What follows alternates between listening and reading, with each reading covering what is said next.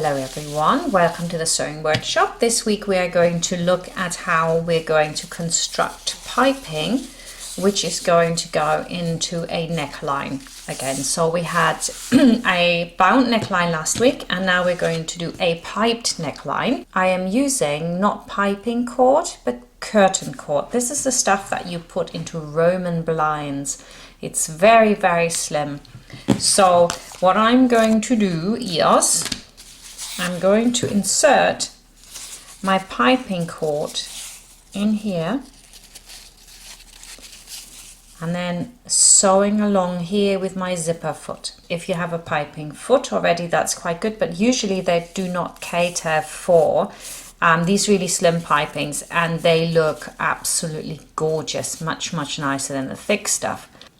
The key here is to move the sewing machine needle over first all the way over to the left and then 2 steps back, or even 3 steps, because what you don't want to do is be too close to this, because you have the final line of stitching which holds it all together, and that's the one that needs to sit really close by. You don't want any of the other stitching to be seen. So all the way over to the left and then 2 steps back.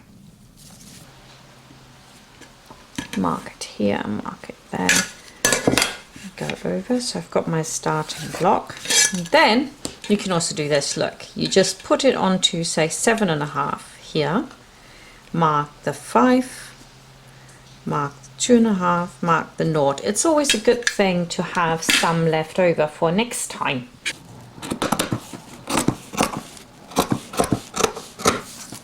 Move it over. If you have those nifty little clamps, you could use those as well. The first step is to sew these together, and I'm using white, not the best color, but what you must do is go down with your stitch length. There we go, and sew straight across. There we go. And now when I move this up, look, I get a continuous piece. All I have to do is just trim this off. Next, I'm going to remove my foot and I'm going to put on my piping foot. And like I said, you go all the way over until you can go no more. I'm going 3 steps back just to make sure. I don't want this to go wrong. And now I'm taking my piping cord and I'm putting that in the middle of my strip like that. I'm using my nail to do this, and now I'm just running straight next to it.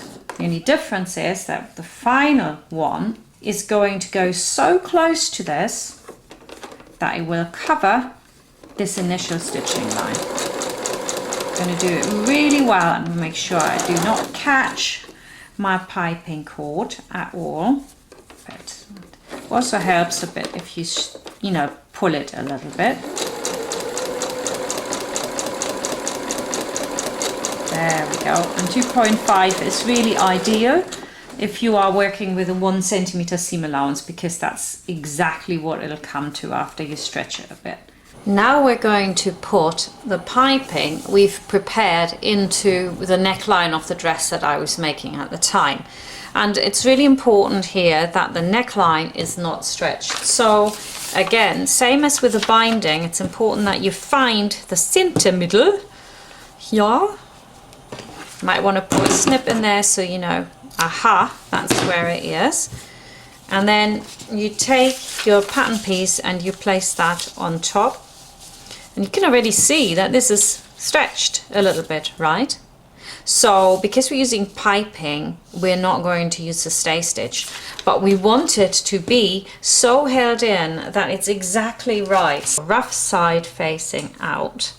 I'm pulling this a little bit as well. I don't know if you can notice that, but I am. And now I've done this side, I'm going to put on my pattern piece and I'm going to check that it's exactly the same length, and it is. It's absolutely perfect.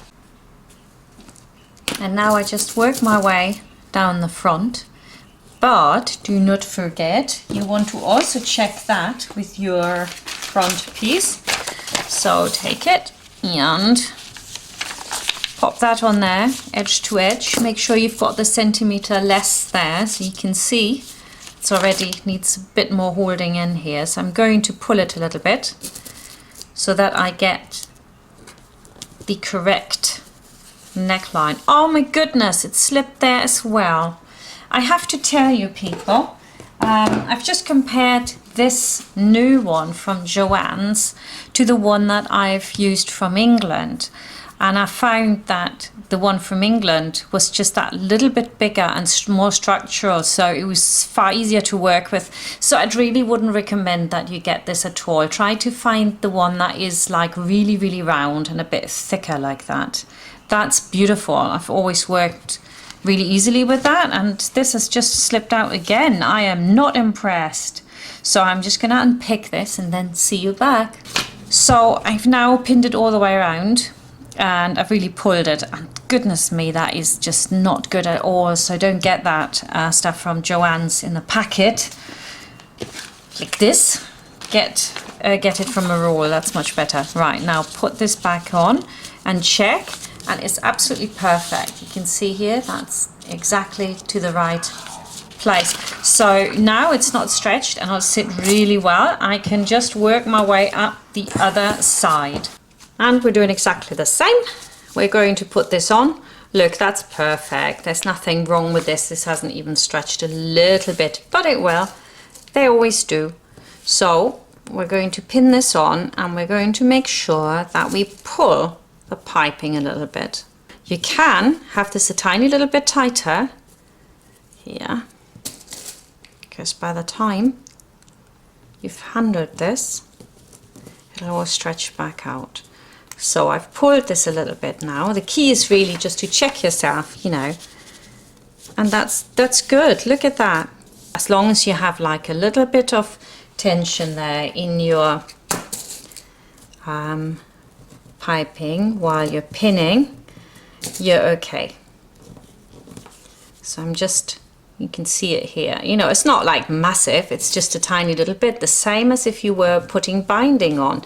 It's essentially binding, isn't it, with a bit of piping cord in the middle. So that's maybe a way to think about that.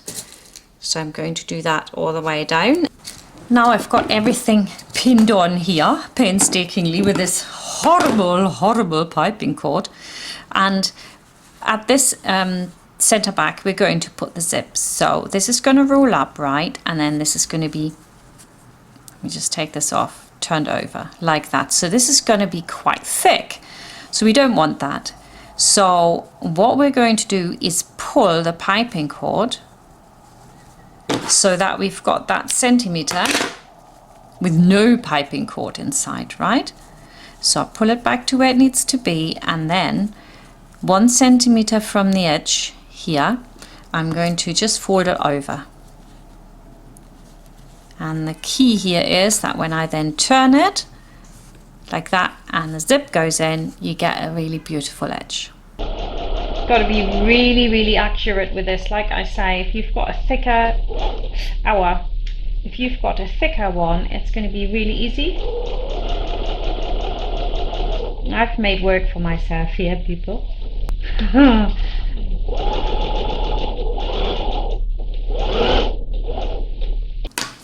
So I've sewn it on now.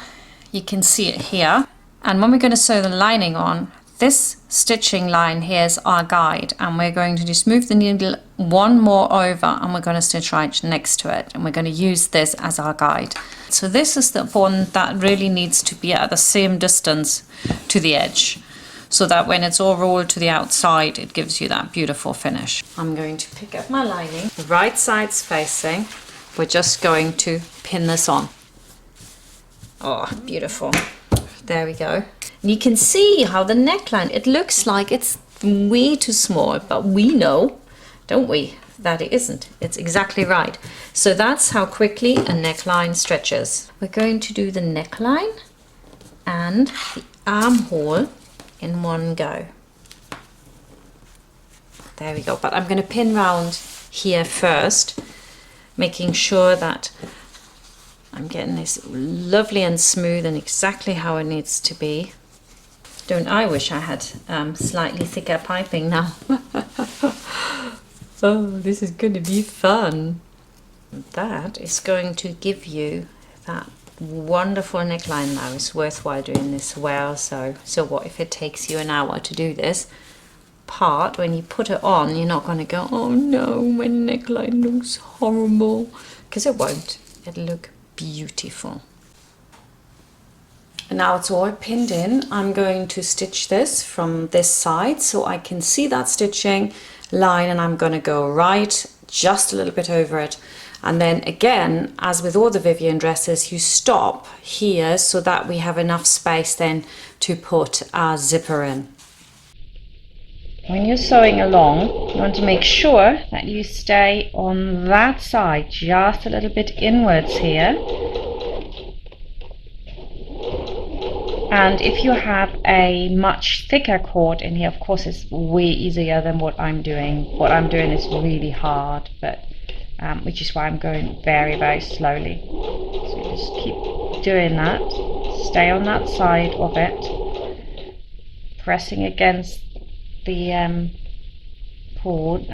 And then when we're doing this on the back, don't forget that you want to start a little bit ways in, because we're going to still put the zipper in. So that's there. Start 3 to 4 centimeters in, and then we stop about 4 or 5 centimeters before the end. So with the lining all sewn in, it's the joy of cutting back all this and then also snipping. This is really important. So we're going to cut back our seam allowance here pretty sharpish like that. You also want to cut away as much as you can here if you've got a little bit standing over. There we go. You do that as well. So we're going to cut it back all the way around like that. That's about, what, 4 millimeters maybe? So not very much left standing.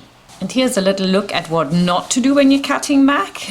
You need to leave it standing, right? So it's easier to work with. And I was just in my throw here and I've just cut it back. So you don't really want to do that. You want to leave that standing. But because I've done it on that side and I'm really worried that I'm not going to put my zip in the right way, but you want to leave it standing like that, right? It makes it easier. But I'm going to cut this back now because else I'm going to get confused when I put my zip in. So now I've got my piping securely in there. The beauty of this is if you don't get it quite right, you can go over it again. I would not understitch just in case you need to shimmy a bit with the ironing to cover any of your stitching because you haven't done a stellar job. Because that happens to me certainly because I'm using this horrid piping, which of course you've all learned you don't use. And we're just going to put that safety pin in there and push the back through the front. It's always the same, you know. You probably think, oh god, this gets really boring, it's the same over and over, but then some people haven't seen the other videos and they might say, oh, how do you do this? So what you do is grab your safety pin, here it is, and just pull the back through to the front. Oops, there we go, and then we can iron that and it's all beautiful. Wow, it does actually look nice, but boy would I never use that stuff again as piping. That's very nice. Now I'm going to press my neckline really carefully, doing first one side and the other side, and I make sure that my piping looks absolutely beautiful. So when it's done and you can stop sweating because you've actually finished it, it really is beautiful. I do like that. It's so nice. There we go. And then you have that gorgeous neckline that won't stretch and it'll really keep the definition. It's really nice. And some people, they like to hand stitch the lining to the piping on the other side, especially if you're making this for a bridal gown or something like that and you've got boning inside. There's no turning through, right? So in that case you can do that, of course. So this is gorgeous, gorgeous. And I'm kind of hoping I'm going to do a Vivienne wedding dress as well for you, so you can see how you can just use this pattern to make a wedding dress. And I'm hoping some of you will follow suit and create some beautiful garments with this, because it's all about that base pattern really fitting well, isn't it? That's what you need. And I'm hoping for all your little businesses out there, you can then use this one and get the measurements and just go. Thanks for watching, and I'll see you next time.